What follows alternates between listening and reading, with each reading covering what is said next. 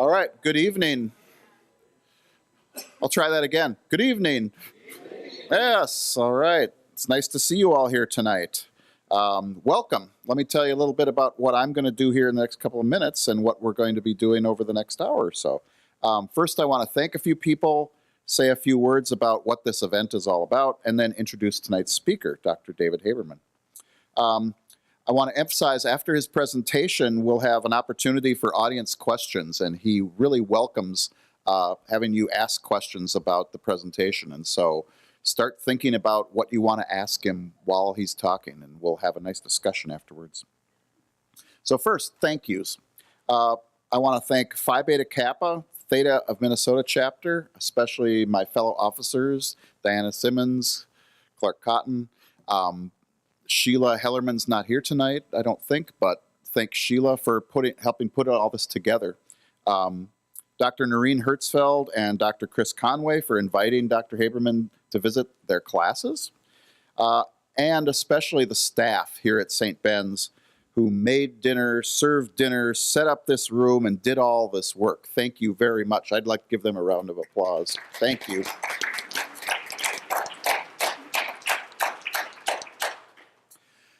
Second, a bit about the Phi Beta Kappa Visiting Scholar Program, which is the auspices for this talk tonight. And I'll use a little thing that they've got written up about it as my text. Since 1956, the Phi Beta Kappa Visiting Scholar Program has been offering undergraduates the opportunity to spend time with some of America's most distinguished scholars. The purpose of the program is to contribute to the intellectual life of the campus by making possible an exchange of ideas between the visiting scholar and the resident faculty and students. Visiting scholars travel to more than 100 colleges and universities each year, spending 2 days on each campus and taking full part in the academic life of the institution. They meet informally with students and faculty members, participate in classroom discussions and seminars, and, like tonight, give a public lecture open to the academic community and the general public. Excuse me. Over the last 60 years, over 650 visiting scholars have made over 5,300 visits to Phi Beta Kappa sheltering institutions. It's a lot of visits. Finally, let me introduce our speaker for this evening, Dr. David Haberman. He's a professor of religious studies and currently the interim chair at Indiana University. He specializes in Hinduism and has spent many years conducting ethnographic and textual research in India. His books include Acting as a Way of Salvation, Journey Through the 12 Forests, which I found out today received an American Academy of Religion Award for excellence, River of Love in an Age of Pollution, and People Trees, Worship of Trees in Northern India. And his current research involves the relationship of religion, ecology, and nature with a focus on Hindu attitudes and practices, which I think is part of what he's going to be telling us about tonight. So please join me in welcoming Dr. David Haberman.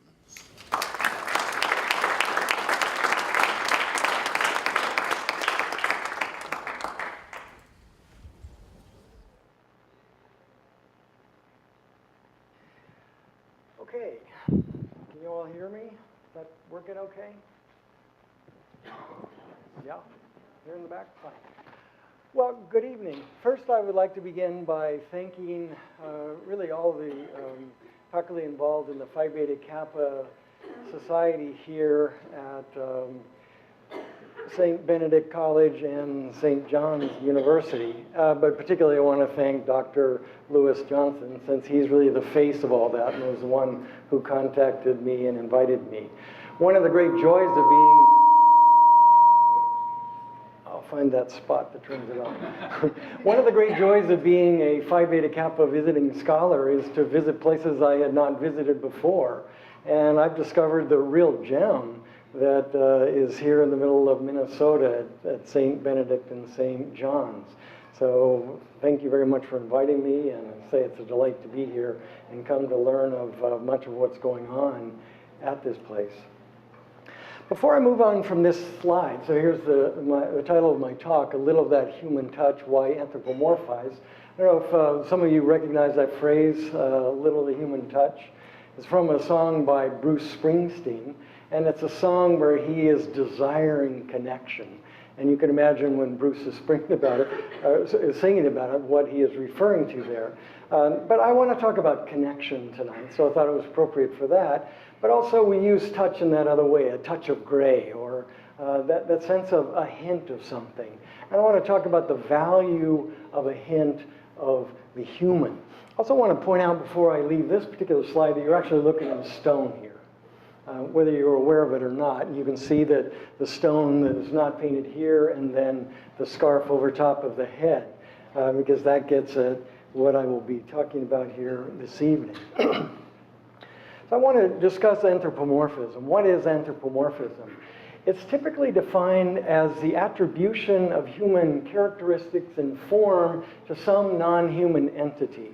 And I like the word attribution because attribution really has two meanings. It can involve a projection, kind of a false attribution. So it could involve the notion that anthropomorphization is a projection of the human onto some non-human entity.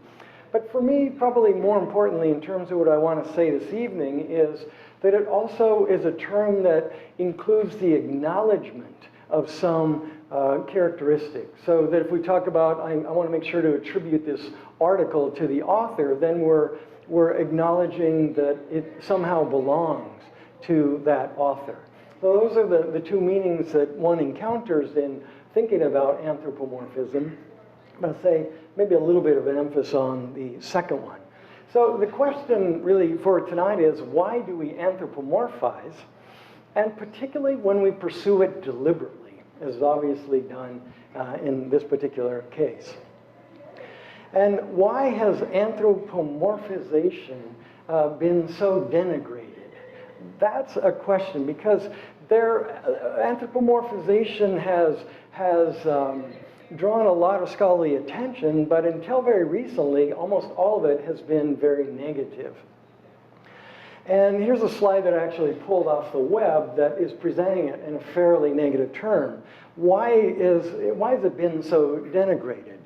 And here are some that is looking through critical glasses. It has been declared to be something bad because it obscures the truth. It somehow puts a projection onto something that is not there and clouds our sense of what it truly is.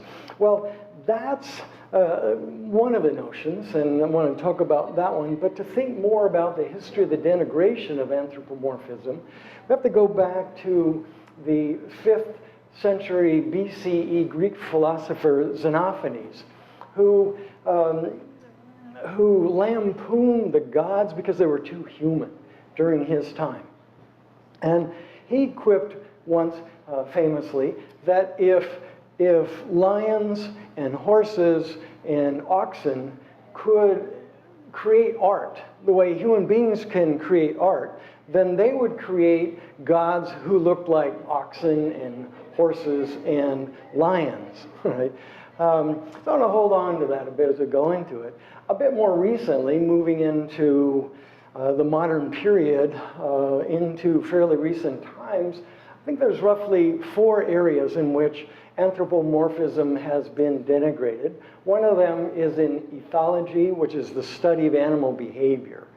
And those who would anthropomorphize were accused of the sin of anthropomorphization, right? So in the sciences. So the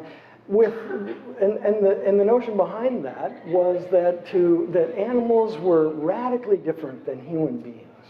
And to see any characteristics that we might share was making a huge scientific mistake. An example that's often used by that is to go back to the 17th century figure René Descartes, who said that if an animal shows pain, then it's not really experiencing pain the way a human being is, but rather it's programmed like a machine to respond in that particular manner. For there's no sentience in animals. They can't really feel that. Well, a lot of that has changed with folks like Jane Goodall and her colleagues Mark Beckhoff and all. Although in 1992, a behaviorist of animals by the name of John Kennedy wrote a book called The New Anthropomorphism, where he is attacking them and really holding on to that old position. So that's one area. What is the boundary between human and animal there?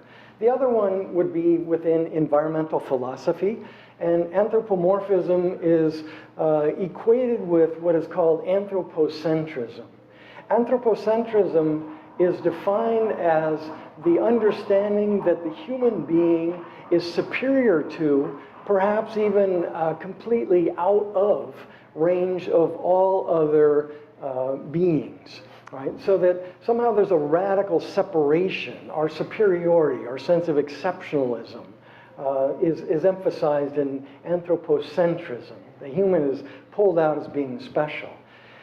Well, that's something I want to question here in a bit. The other area would be in the field of anthropology or comparative study of religion, so that an important 19th century figure like Edward Tyler, who is remembered as the very father of anthropology, used something like anthropomorphism to evaluate cultures in terms of a hierarchical scale. So that those who were anthropomorphic, and his term was really animism, those who saw any animate nature to, let's say, animals were considered to be more primitive than those who did not see that, and those who regarded plants in that way would be even more primitive, and then finally those who would regard what we would call inanimate objects in anthropomorphic terms are considered to be the most primitive peoples. Right? So there again is a context in which we see the denigration of anthropomorphism, and again a separation of the human from everything else. And then finally, we might look in the area of particular theological positions where certain theologians look at anthropomorphism as wrong-mindedness at best and an egregious sin at worst. So what I would like to do is to think about particularly the relationship of boundaries between the human and non-human, and to think about the boundary between anthropomorphism and anthropocentrism. And to do that, I'm going to put on my specs like Professor Fido here, and just read, this is only a statement that I really want to read this evening.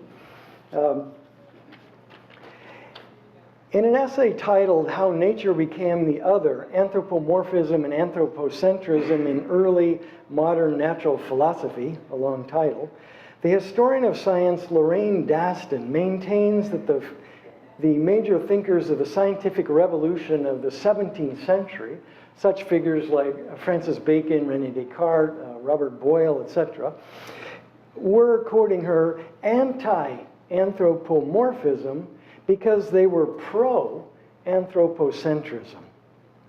We today, on the other hand, she observes, tend to be, quote, anti-anthropomorphism because we are anti-anthropocentrism. And that particularly is fitting with environmental philosophers, for example. Our position today, however, begs further questioning, since, as Daston asserts, quote, the anthropocentrism of exploitation entails the anti-anthropomorphism of the mechanical philosophy. Mechanical philosophy is that philosophy that really came out of the 17th century that defines many of our natural sciences yet today. The understanding that the natural world has no sentience, no subjectivity, no animism, no agency, and the list could go on, right? That hard boundary, that's really what's meant by mechanical philosophy. The world is a mechanical place, only the human is really alive and what counts. So again, she says the anthropocentrism of exploitation entailed the anthropomorphism of the mechanical philosophy. In agreement with this statement, I proceed to highlight what I see to be some of the important distinctions between anthropomorphism and anthropocentrism. One, anthropomorphism perceives things as human-like and therefore promotes a sense of relatedness, whereas anthropocentrism aims to retain all that is special for humans alone and therefore promotes a sense of non-relatedness. 2, anthropomorphism tends generously towards sharing too much, perhaps, while anthropocentrism tends stingily towards sharing too little. It's only the human. 3, anthropomorphism challenges human supremacy, whereas anthropocentrism supports human supremacy, or what many would call exceptionalism today. 4, anthropomorphism assumes humans are part of a greater whole and cultivates affinities and kinship, while anthropocentrism assumes humans are on top of or outside all others and cultivates separation and distance. And finally, 5, anthropomorphism is a boundary crosser, whereas anthropocentrism is a boundary maintainer. In her work on anthropomorphism and anthropocentrism, Daston suggests that the promotion of anthropomorphism can function as a form of resistance to anthropocentrism. The political theorist Jane Bennett, in her recent book, Vibrant Matter, seems to concur.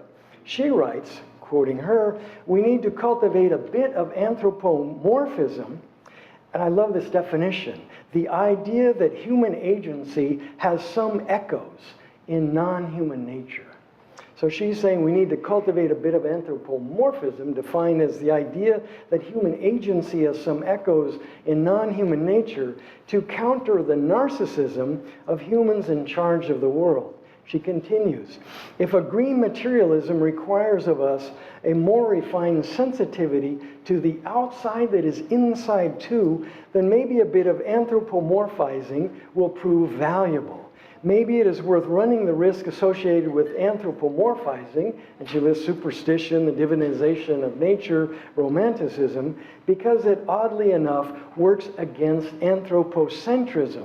I believe it is wrong to deny vitality to non-human bodies, forces, and forms, and that a careful course of anthropomorphization can help reveal that vitality, even though it resists full translation and exceeds my comprehensive grasp. That is, there is always something beyond understanding.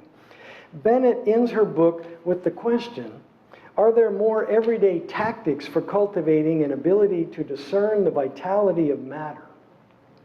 What I would like to suggest this evening is that perhaps what I call the intentional ritualized anthropomorphic techniques involved in the worship of sacred rivers, trees, and for our purposes this evening, especially stones within devotional Hinduism, has something very concrete to suggest or offer to the quest for the revelation of the wondrous vitality that Bennett places before us.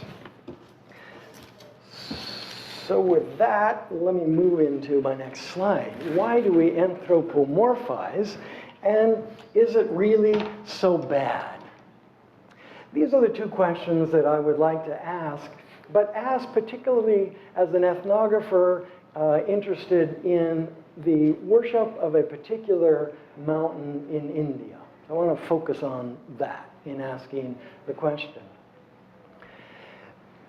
It's been noted that we tend to care for that we are connected to.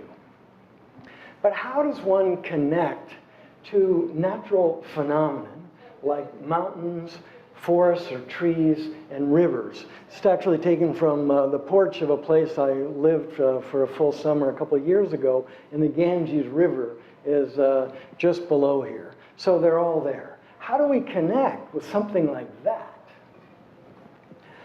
And most specifically, how do we form intimate connections with something like this?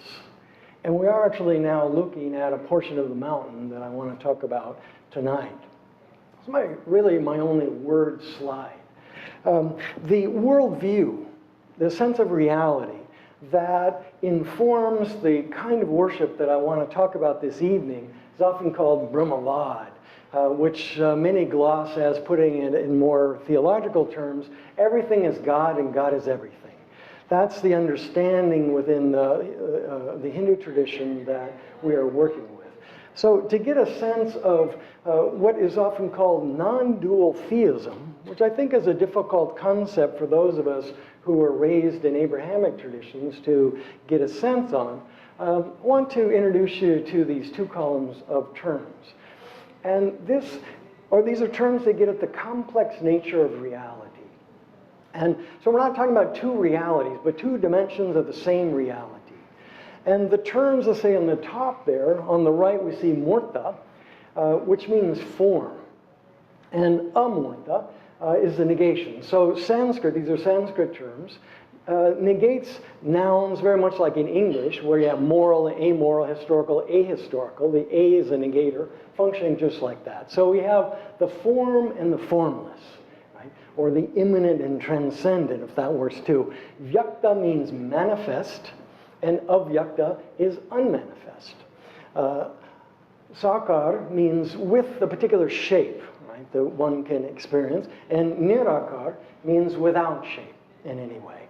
Swarup means a particular form, where the Vishvarup is the universal form. Sagun is with qualities, Nirgun is without qualities. Again, these are two ways of characterizing two very distinct, and yet they're the same reality. And often called in art historical languages the iconic and the aniconic. Tonight we're going to be focusing more on the right-hand side of that.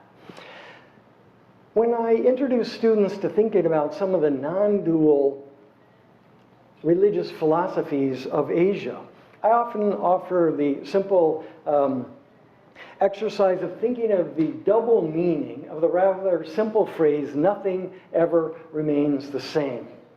So things don't remain the same because things are always changing, right? So nothing ever remains the same.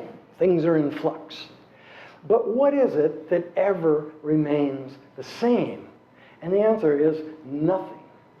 So those are our two components, right? This is the side of nothing, and this is the side of things. This is unchanging, this is the changing world, all of that. But what I want to emphasize from the get-go is that it's extremely difficult to make a connection with nothing, right? One of the catchphrases in working with this culture that I would hear in a variety of forms, I hold on to, is that the devotional tendency is to draw form and personality from the formless. And this is the form that I would like to discuss with you this evening. This is Mount Govardhan, which is located in north-central India. It's a rocky ridge that is about 7 miles long. This isn't all the mountain, but a portion just gave you a sense of what it looks like. And for centuries and centuries, for at least 2,000 years, it has been associated as an embodied form of the supreme Hindu divinity Krishna. So a form of God, if you will. And might also be important to say that this is a tradition that aims at establishing intimate connection, intimate loving connection with God in the form of this mountain. So a tradition that is in pursuit of love of God in a very particular way, which is going to involve embodiment from the get-go. This phrase, Shri Giriraj Dharana Ki Jai, I would hear multiple times every day around this mountain. And it has a double meaning. So I would translate Ki Jai as all glory be to the holder of Shri Giriraj. Giriraj is an affectionate name for this mountain. It means the king of the mountains. So all glory be to the holder of the mountain. But it also can mean all glory be to the one who assumes the form of the mountain. Both of those meanings are carried by the Sanskrit word dharana. And it's referring to this story here in particular. This is a story that has been celebrated, again, for centuries and centuries in Indian art and architecture and narratives. And it's a story that said that Krishna grew up in a village context. And every year, the villagers would gather together around this time of year a huge amount of the food that is being harvested and offering it to the god of rain, a god of storms, Indra, assuming that their lives were really dependent upon Indra.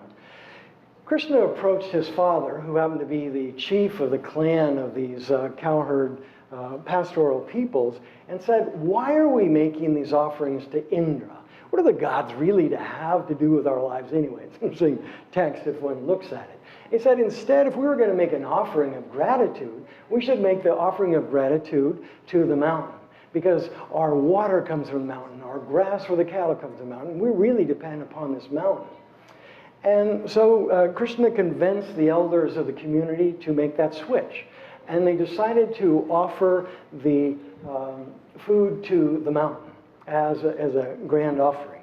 And Krishna himself led the worship.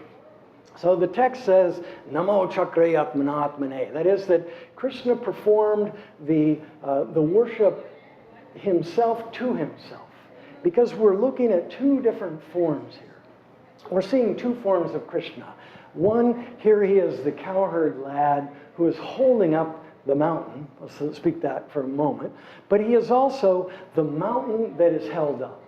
Well, why is he holding up that mountain? Indra, who we see there off on the right-hand corner, was extremely angry when the food offerings were given to the mountain and not to him. So he decides to unleash a horrific storm of rain and hail and wind with the intention of doing great harm to the villagers. And they ran to Krishna for refuge, and he responded by simply holding up the mountain as a giant umbrella on his little finger of his left hand, thereby sheltering the villagers for the 7 days and 7 nights that they were stormed on. So Krishna is the one that performs the worship. He is the one who receives the worship. He is the one who holds the mountain. He is the mountain holder. Indra eventually realized who he was dealing with and himself engaged in the worship of Krishna. So there's a narrative that is very well known. But what the narrative does is identify the mountain with Krishna. I also want to point out that this is a typical way. I've seen sculptural representations of this going back to the 4th century, and in all of them, the mountain is composite like that. Looks like it's made up of a bunch of small rocks, and I'll tell you why I want to point that out. Well, how does one connect with something like a mountain? Now, I grew up in Colorado, and by Colorado boy standards, that's a really small mountain. But it's a small mountain with a big story, people will say, and it's an extremely small mountain. Still, it's difficult. How do you connect in any intimate fashion with a mountain even of that size? One way of doing it in a holistic fashion is to circumambulate the mountain clockwise. There's a 15-mile circumambulatory pathway around the mountain. And the way this is done in South Asian culture, Hindu, Buddhism, both, is to keep the right side of the body, the pure side of the body, to the mountain and circumambulating it, therefore, clockwise. And that's what we see people here participating in. They're barefoot to make that contact. This is embodied contact with an embodied form of divinity. And this is called Dandavat Parikrama, where people will give a full prostration. They'll mark out the length of their body with a stone. They'll move forward a body length and then do another prostration. And it takes about 10 days to go around the mountain using that. But a much more intimate way of making contact with the mountain itself. One also can find occasions of rock huggers, if we want to call them that. Tree huggers are well known in the United States now. That actually comes from an Indian environmental movement up in the Himalayas called Chipko, which means to hug. And there, women in particular were saving forests by hugging trees, hoping that the loggers wouldn't cut them down with the tree. But here we're seeing a bit more of a close-up of the mountain, and you can see its makeup. This is a mountain that was part of a mountain chain in Africa when South Asia, not that long ago really, a mere 50 million years, was connected with Africa and drifted up, right, smashed in about that time. But about 1.5 billion years ago, the purple quartzite that the mountain is made up of uplifted. And during the upliftment, it fractured the stone horizontally and vertically, creating more individual stones. And this is somewhat like we saw in all those paintings, or the painting previously. It's more with individual stones that the intimate relationship is played out. Because we human beings are wired emotionally in such a way that our most intimate relationships are with individual beings, right? And something like universal love is a very noble idea, and I want to celebrate it myself. But I know the kind of connection that human beings develop, the kind that really zings us, grabs us fully, is love of a particular, and I might add, a particular human being would be the most intense love possible. So that the ritual interaction with the mountain is conducted through individual stones. And here we see a man singing a love song, actually, to this particular form. Maybe just to give a sense of what the stones look like, I call this one Yoda. Looks kind of that figure. Here's one that doesn't really have a lot on it, but it's marked off with, say, a ritual frame of the cloth itself. Looks like a special rock of some sort. And here, clear signs of offering, or offerings of milk and flowers to a bare stone, in this case. So this stone in this form is considered to be a natural form of Krishna. Here's one that has been massaged with a scented oil and a more ornate dress. This is called Shringar, which is ornamentation that is used in a lot of Hindu ritual worship. And here we see the story that I just told you being celebrated with a bit more of a decorated stone. I think it's clear that this one was selected and set up because of the face. You can see it. Not really all that difficult to see that face. Everything changes, though, when eyes are added. It's often said the eyes are the window of the soul. The anthropologist and art historian Alfred Gell looked at the practice of placing eyes on some object. And what he said is that when you place eyes on some object, it opens up and makes accessible the interiority of that entity. So we begin to see that. Darshan, a word that I think is best translated as visual communion, is perhaps one of the most important ritual moments in Hindu religious worship. Right? That exchange, visual exchange, to see the deity and to be seen by the deity simultaneously. And we see that the eyes make that possible. And indeed, eyes are sold in the bazaars around the mountain precisely for this purpose. Those who engage in this kind of worship, the worshippers of Mount Govardhan through its stones, say that they add the face and the clothing to the stone to enhance the connection with that stone. So this is part of their strategy to develop and maintain a close, loving relationship with God in the form of this particular mountain. Right? Hinduism is a tradition that acknowledges that divinity in its infinity can take any form, and by definition, it's infinite. But those who are particularly attracted to this mountain would certainly emphasize that it enables them to make the connection with this particular form. So I guess I want to ask, if we were to take that report seriously, what might we learn then about anthropomorphism? Get the right one there. I would ask people, what is the relationship then between an individual stone and the whole mountain? And what they would say again and again is there's really no difference. between the stone. That each individual stone is what is called a svarup, an essential form of God, of the mountain. Right? And yet again, it's the one that is most approachable. So that what we're looking at here is a relationship between the part and the whole. And a way to approach the whole is through a part. And this is called metonymic representation in anthropological literature. And I often associate it with, say, a handle on a cup and the cup. The handle is not exactly the cup, but it's not the cup. In fact, the handle is that which allows you to get a handle on the cup. It's just in this case, the cup is the cup of infinity. So there's no difference between the whole mountain and the particular, or really the whole mountain and the totality of all reality, but let's bring it down to this case. So I asked a woman who was living in a small house on the edge of the mountain, where the mountain was virtually in her front yard. I said, and she had a home shrine where she was worshiping a stone like this. I said, why are you worshiping a stone when you have a whole mountain right outside your door? And she said, for seva.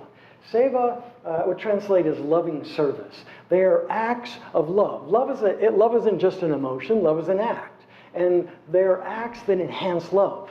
A lot of parents report that it's in changing the diaper and taking care of their kids that their love is enhanced, right? It's through loving acts that one connects deeper, whether it's taking care of your dog or whatever, wherever it is, that. And so she said, it's really difficult. And she said, for example, it would be very difficult for me to bathe the entire mountain. It would be very difficult for me to dress the entire mountain. It'd be very difficult for me to feed the entire mountain. And it would be difficult for me to put the mountain at bed at night. I can do that with an individual stone, and it's through that kind of interaction that I develop a deeper connection. I asked her then why this particular stone? Why not another stone? And she said, look, there are many husbands in the world, but the one who lives in this house is my husband. And likewise, this stone is my stone. That's that personal relationship that she is emphasizing there. To give another just sense of a cast of characters, and I could show thousands of slides all night, but I won't go on all night. The stone also has feminine form, because divinity is masculine, feminine, and much more than all of that. What is the result then of putting a face on a stone and dressing it up in this particular fashion?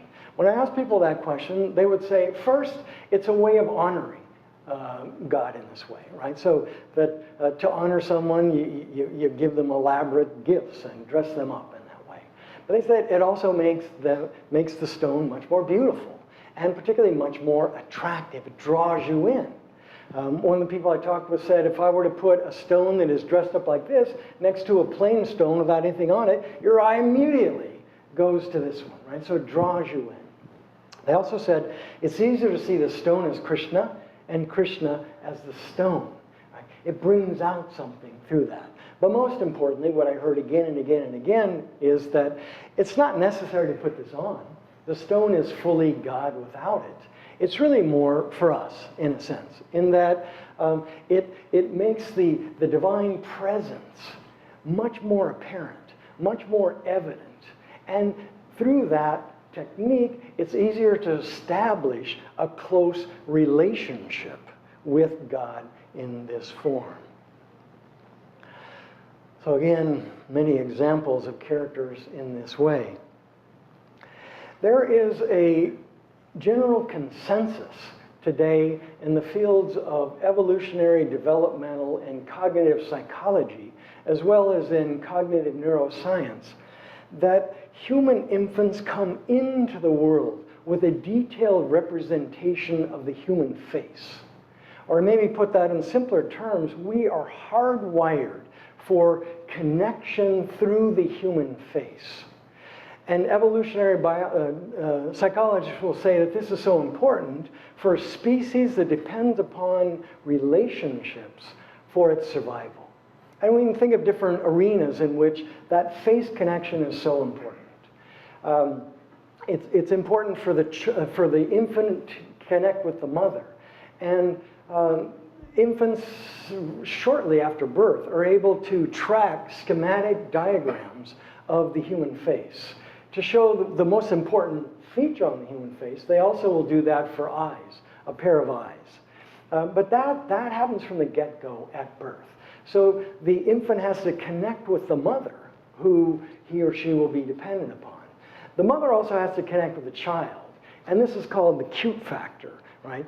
Babies have that round, cherubish face, that cute factor, because it's important for the mother to connect to the child, and it's that position that connection happens. Face recognition is also important for sexual partner selection, right? And that connection, particularly between lovers. So there's that whole arena.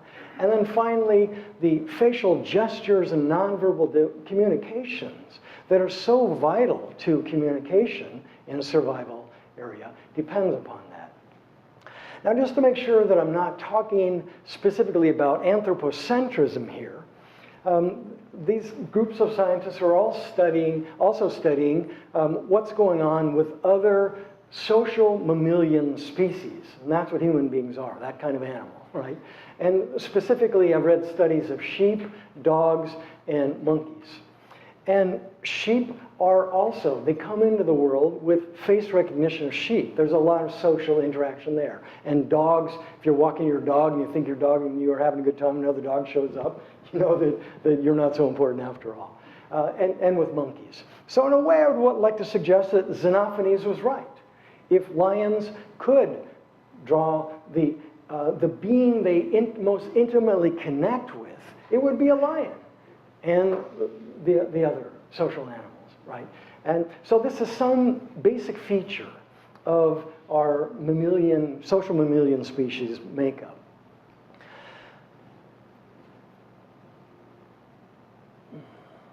What do I want else to say about this? Yeah, so face recognition and the seeking of face for connection.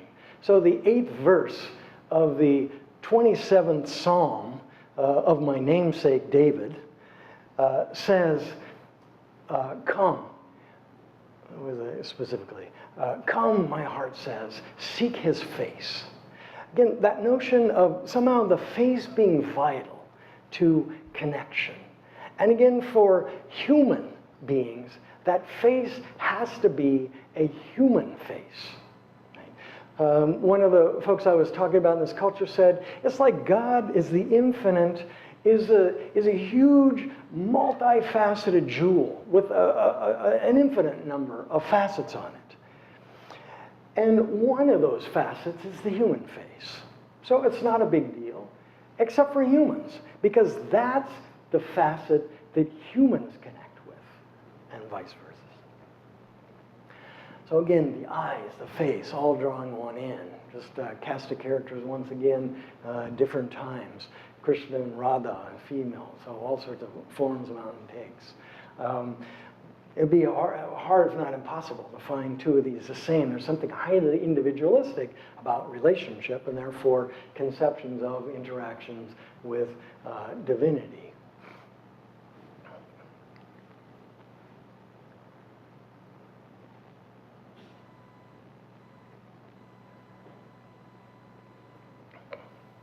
This is Manasi Ganga, a lake at the very center of the mountain. And when I first started going to this region, this temple wasn't so developed. It was clear to see that it's built on a rock outcropping in the middle of the lake. So if we were to go into the lake, under the spire there, at the center of the temple, this is what we'd see. If I were hiking one day out in the woods and I saw a rock like this, I'll tell you what I would think. I would think that would look like a great rock to sit down on. It looks really comfortable to me. Not without the cloth there, right? But if this were happening, then I probably wouldn't sit on it, and certainly not this. So here is the full-blown form. The devotional tendency is to draw form and personality out of the formless. These are the kinds of transformations. Again, the stone in the very first photo, they would be really, really upset if I sat on it, was fully divine. But at this stage, one is drawn in a way that one is not otherwise. And being drawn in then results in that close connection. There's a group of temples that make the identification between Krishna and the stone very, very clear. So here's the stone as Krishna, Krishna is a stone. There's stories about how the mountain came out of the heart of Krishna, how Krishna came out of the heart of the mountain. I'll tell you more stories if you're interested in hearing about them. But again, that identification is very, very clear in all this.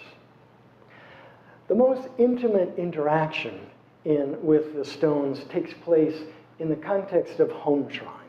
So that Hindu practice takes place in temples, it takes place out in natural sites, but it also importantly takes place in home shrines. And many Hindus living in the United States maintain home shrines, probably not with a Govardhan stone, but I've even seen those here too. So meet Lakshmi in front of her shrine. She told me that she thinks that one stone should be the size of a human heart.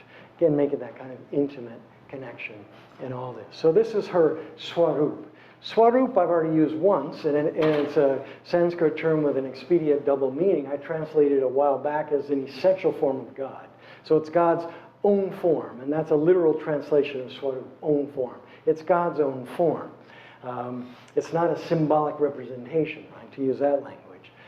But there's another meaning to it, and that is that within Hinduism, God comes to each individual in a particular form. Right? And so this is the worshiper's own form that she is drawn to, that she is establishing a relationship with that one. Just as the woman told me there are many husbands in the world, but this stone is mine. That's minus, is that swarup. So here is hers.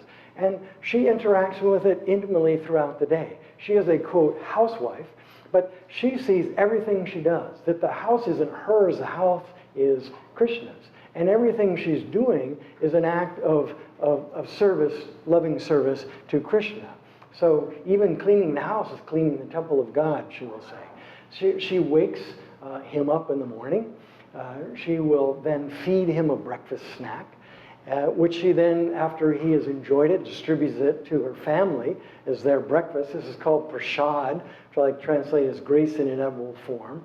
Sees her kids off to school and her husband off to work, and then she comes back to her home shrine, and she proceeds to give a bath to Krishna in this form, and then to massage his body with a scented oil, and then to put back on the ornamentation, dress him, maybe sing songs, offer a lunch offering that will be served to her family later. And this goes on through the day till she reaches the point at the end of the day where she can sit quietly, kind of review the day with Krishna in this form, maybe do a final entertainment, and then put him to bed to wake him up the next morning to start the process over again. That's the kind of intimate interactions that one finds here. This is Mukhiaji. He's a priest in one of the big temples, but he says that it's really with his own form, again, in his home shrine, that he has developed the most intimate relationship. Sharmaji is a retired school teacher in the town I lived in, and we see Krishna holding the mountain on our left and the mountain form of Krishna on the right. So these are just kind of humble home shrines. Here's Savitri with hers, and again with her swarup, the particular form that she is attached to, that develops the loving relationship with the infinite through the particular. So that, I suppose in sum, what I'm saying is that the worshippers of Mount Govardhan report that they are primarily engaged in what I'm called intentional. They know that the rock doesn't have human form. They're adding that on very intentionally.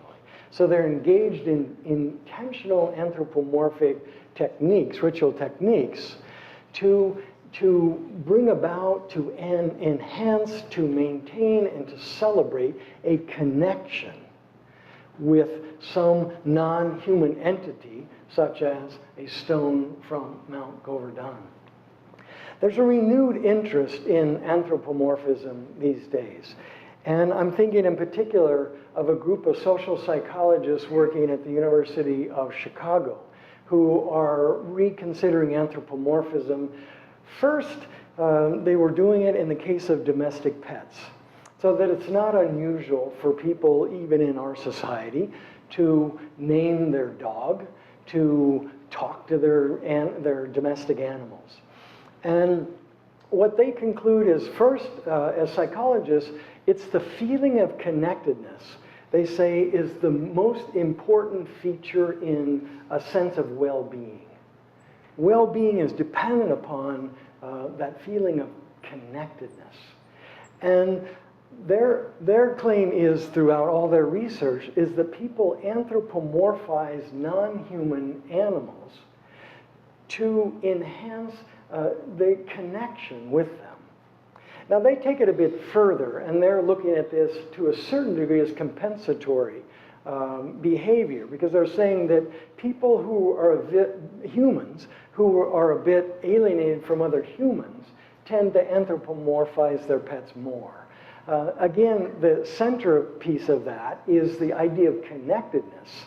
I think the compensatory part of it doesn't really fit this particular case, but I'm seeing there a corroboration of the idea that one anthropomorphizes some non-human entity to achieve a greater connection with it.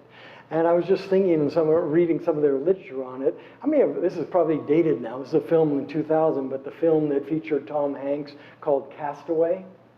Anybody see that film? A few. Well, if you've seen the film, you know he developed a very, very close relationship with a volleyball.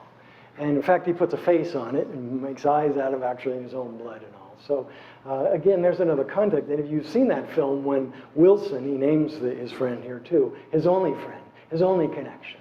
When he loses it, he does such a great job of acting out such a distraught moment of loss. I'm also interested in the research that's being conducted by a group of environmental social psychologists at the University of Hong Kong.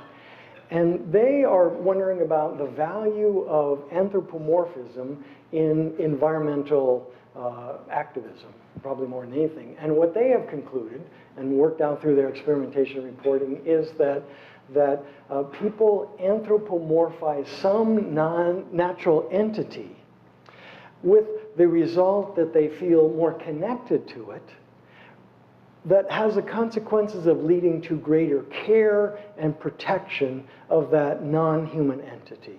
And for that reason, they're particularly interested in rethinking the place of anthropomorphism. So again, two studies that corroborate the report that anthropomorphism enhances connectivity. So I want to return to the black slide that I showed early on.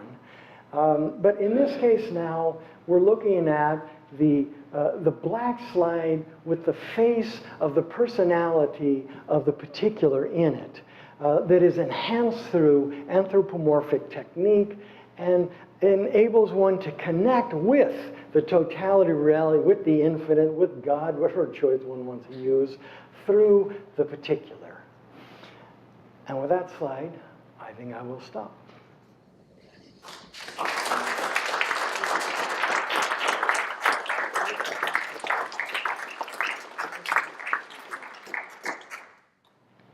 Well, as Dr. Johnson said, this is the part that I most look forward to, getting your reactions, not just questions, comments, reactions, and questions are all welcome. Yeah. Often between religions and even within the religions themselves, the act of creating an image of God or an image of a deity is often, some person might see it differently than another person does. In this instance, are people walking past stones and saying, is there angst among people as they disagree with how that projection is done? Is there that projection or that enhancement? Within Indian society around the mountain, you're saying? Yeah. I didn't encounter that. But certainly if you're raising the issue of how would a different religious tradition regard this, then we're probably familiar with that. And that's not to say that there aren't elements within Hindu religious culture that doesn't focus on God in a formless form. And that's particularly true of the ascetic, yogic, meditative traditions, right? Not so much engaged. But the great, great majority of Hinduism, that is practiced in a country like India today is what I would call temple Hinduism, and I gloss that as worshipful interaction with embodied forms of divinity. So embodiment of divinity is not a problem, the way it is in other traditions. But again, that's why I wanted to just at least briefly mention what I was calling the Brummel Body and worldview, where everything is God and God is everything. So there's no harsh boundaries between world and God, and we don't really find those in many religious traditions the way we do in some of the Western religious traditions. Yeah. So putting the face on, do the people who do this, do they see this as something that they do for themselves to make themselves feel closer to the stone? Because the stone is complete without it, Yes. isn't it? So this is something that humans are doing. So they recognize this is something they're doing for themselves to enhance that experience? Yes, in pursuit of the relationship. And you know, what's sought in that relationship is going to differ from individual to individual. But I think they would all agree that it's an action that they engage in. Because just the presence, I mean, in some sense, I guess we want to use kind of a theological language, that God already has made himself present in his form. So it's there. But it's hard. It's hard for a human being to connect with some non-human entity. And people have thought about that in different ways. And this isn't only one way. But I'm suggesting that those who are interested in rethinking the relationship between human and non-human entities in ways are increasingly returning to thinking about the value of anthropomorphism, which had been rejected as having really any value in that area. And I think that rejection is being questioned today. What is he, so if someone were to not enhance the stone, Yeah. would they be criticized? No, not at all. Completing the task? And some people, this is rare, but one man told me that he was kind of beyond it. He didn't need to put that on there anymore, that he saw it. But at one point, he saw it as an early activity that helped him realize the divine presence, is a word that they would often use in Hindi, but to realize the divine presence. Once that had occurred, he didn't really need it anymore. That would be negated by some people in arguing that it's not just done for them, and that's why I began by saying when I talked about that feature in one slide by saying it's done as a way of honoring the stone, so that the dressing up of some form, divine form, is part of the ritual worship practice of honoring some form of God. So it's both. It's a way of beautifying, right? To make, yeah, but more that drawing in. Yeah. Many years ago, when I was first learning about world religions, the book I read talked about sort of the facts of people's beliefs as though they were that those people believed they were facts. Yeah. And that kind of really got in my way until I read another book that talked about people living faith. And you talked much more about that latter thing, but it seems to me it's a Western thing to try and categorize people and say, oh, they believe that stone is a fact, but the fact is God, as opposed to a way of understanding. A way of understanding? Is that? I don't have the right language for that. Well, I would. I'm not sure what a fact is in that case, but I would say it's a way of understanding. Yeah. So I think that's fitting in this context. I want to make sure, is everybody hearing questions in the back? Okay. I'm not sure if I understand the distinction that you're drawing out. Just, it seemed like it was a very Western thing to say that this person believes as a fact that this stone is God as opposed to an approach to it. And I'm not sure whether we're putting a Western understanding on things that don't belong there.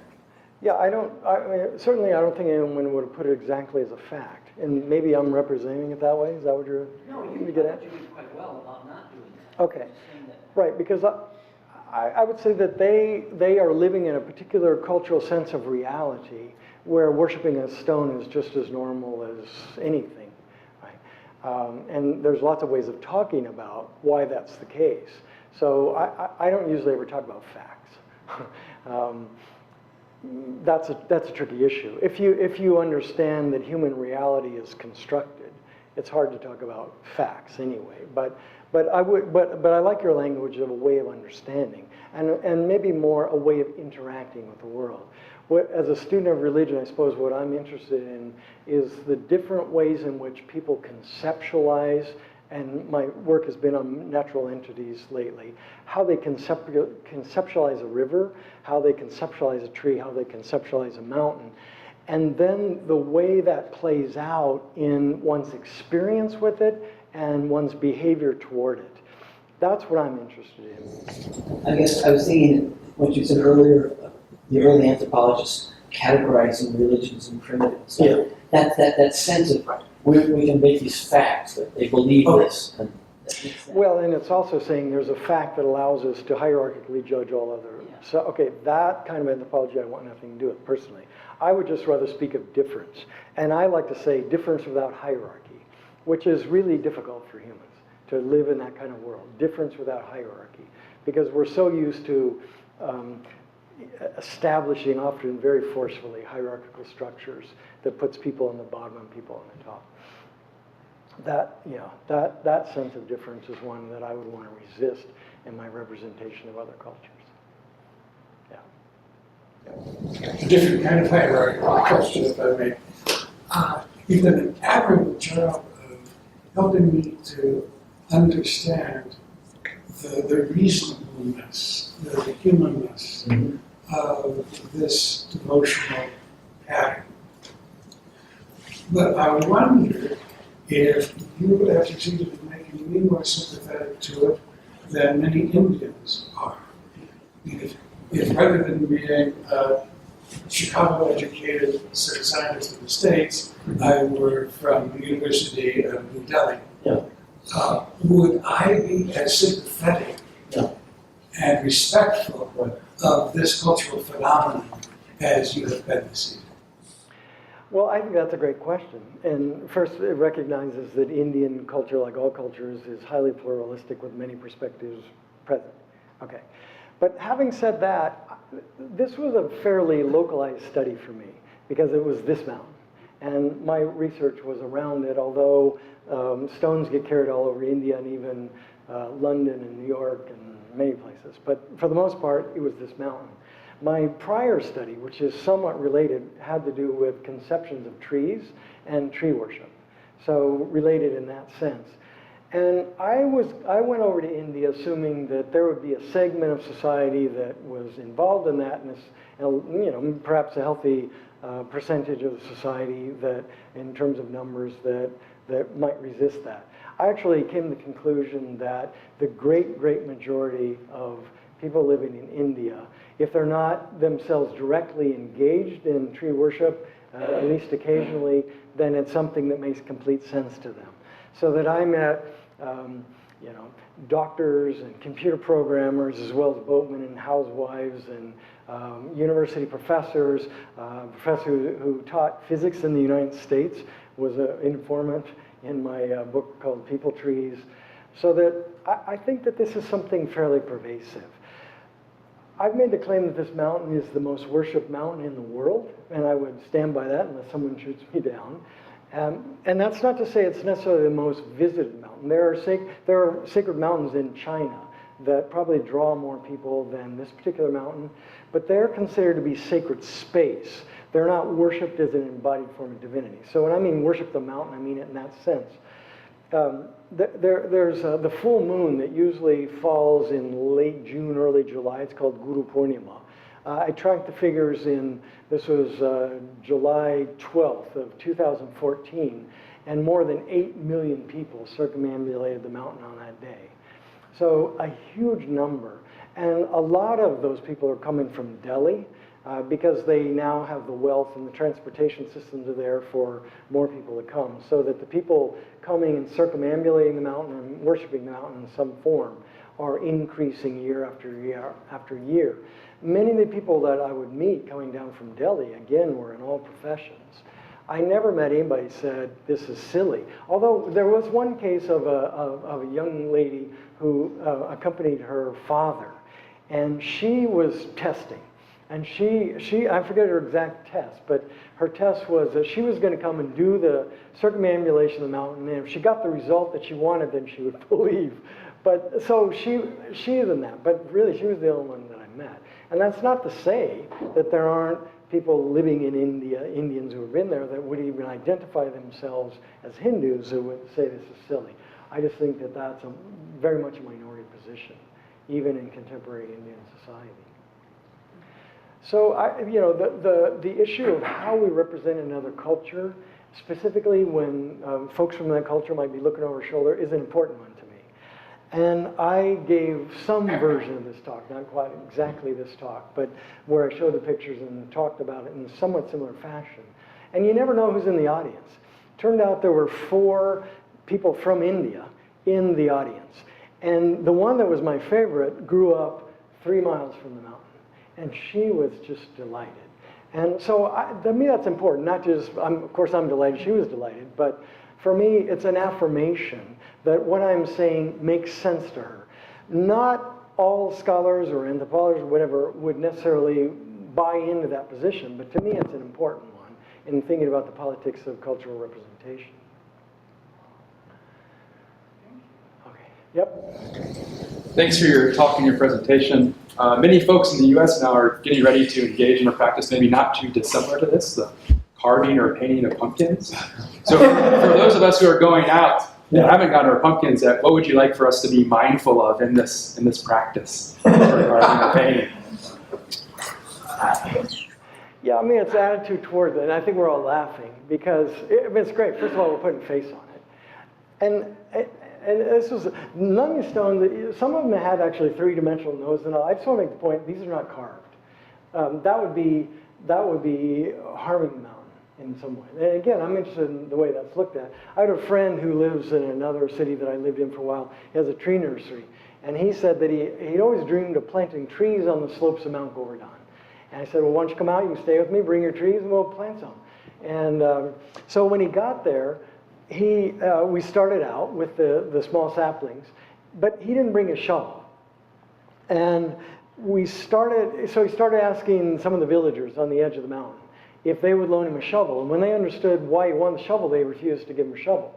He finally talked somebody and gave him a shovel. And he took that shovel and he started going up the mountain. He was going to dig holes on the mountainside with a shovel and plant the trees. There was a huge crowd that they were so disturbed, they took the shovel away from him. And they said, we're worried that you're going to hurt Giriraj, that more affectionate name for the mountain. So there's that sensitivity. They're not carved in any way. But for me, that's interesting because, again, it's like, what are people's relationship with things in the world, entities in the world, mountains in the world? But I don't know how many people, it's often said that you anthropomorphize those things, entities, beings that you love or feel affectionate for. I actually am trying to reverse that a bit too, and saying it works both ways, that we love the things that we anthropomorphize too.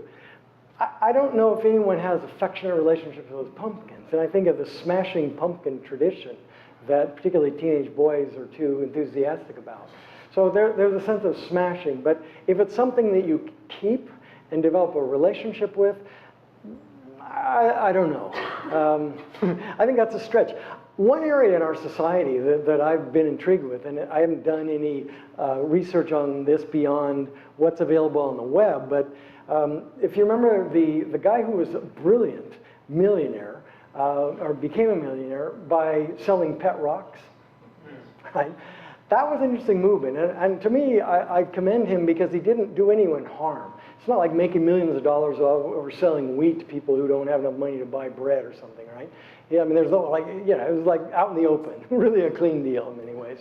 But there was something there. People bought them. And what I find interesting is that those who kept those pet rocks, they often put faces on them. They often made little houses for them, and they kept them a long time, and they really then talk about, on internet exchanges, their affectionate relationships with those stones. If one kept the pumpkin, they get really ugly looking after a few weeks and smell, so I don't know if you could do that. My guess is they might then, if it really had a cute smiley face that you became attracted to, maybe so. But I think it's a context where that's not going to really happen. This would be a cultural stretch for American culture, and maybe not for people who would identify with a neo-pagan sort of movement on the fringe of American culture, but where you find it reported, and one of my former graduate students has just published a book, I'm forgetting the name right now, on this, but she's looking at environmental activists, particularly young environmental activists who are willing to go to, and she's interviewed a lot of them in prison for their environmental acts of trying to save a tree or a forest or a river or whatever they might do. And many of them talk about that personal relationship that they develop with a tree or a forest or an ecosystem or something like that, right? That affection. Julia Butterfly, the young woman who sat up in a redwood tree out in California for over 2 years, wrote a book called Luna, and she named the tree Luna, and still to this day we'll talk about Luna as her best friend.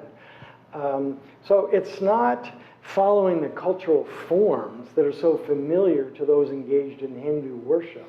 But again, that question, where's the place of anthropomorphism in the human relationship, not only with our domestic pets, but with, say, something like a redwood tree?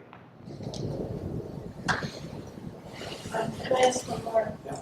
Just circle back to some of the ideas you had at the beginning I'm gonna come over here. about the criticisms of Yeah. anthropomorphism. So in your discussion, it seems to be anthropomorphism as a way to plant religiously, psychologically. Yeah. But the criticism of anthropomorphism, as I understand it, from like a hard-headed Western objectivist point of view, would still be the same criticism, wouldn't it? Right. So I never returned that one so much.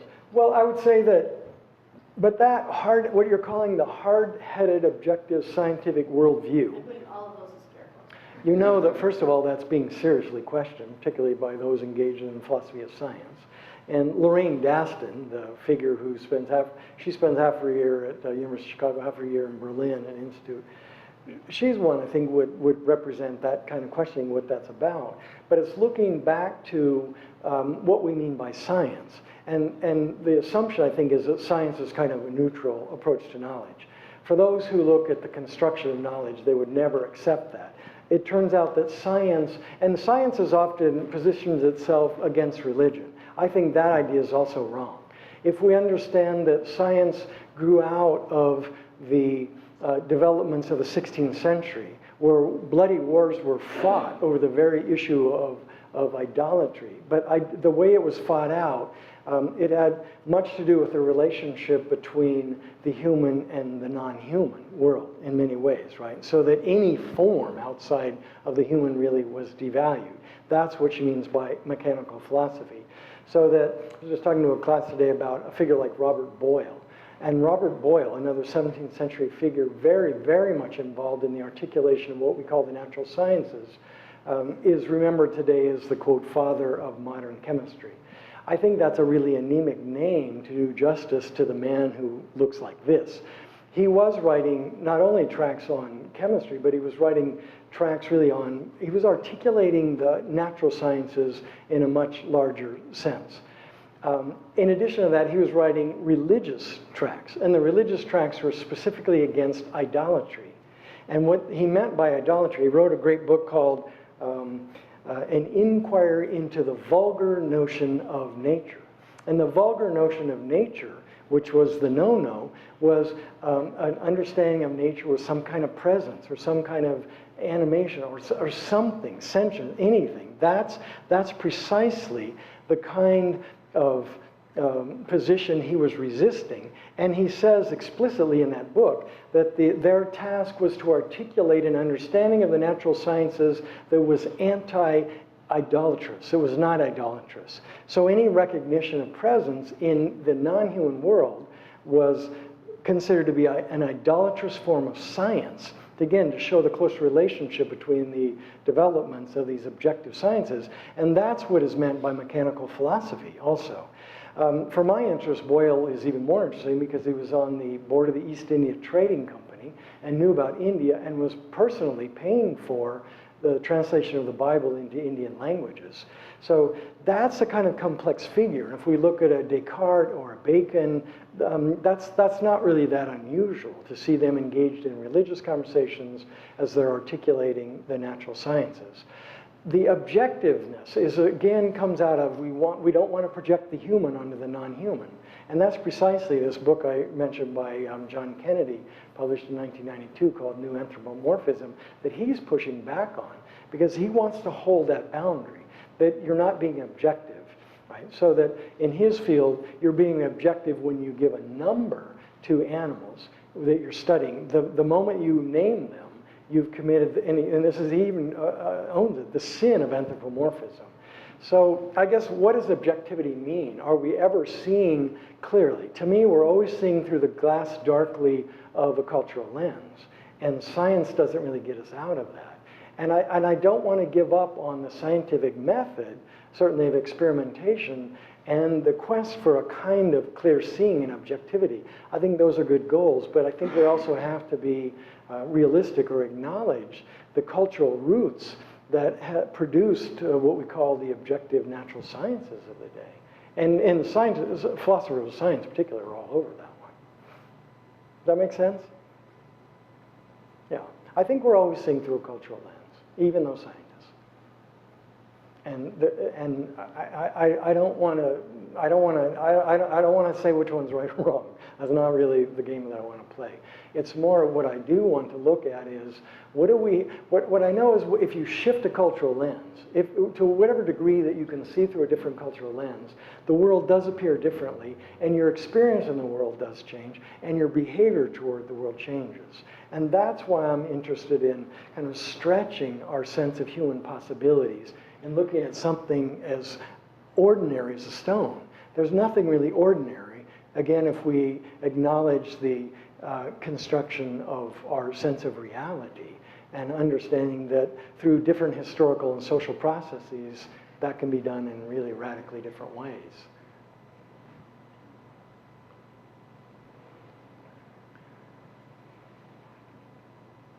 Well, thank you very much for joining Yeah, us. well, thank you.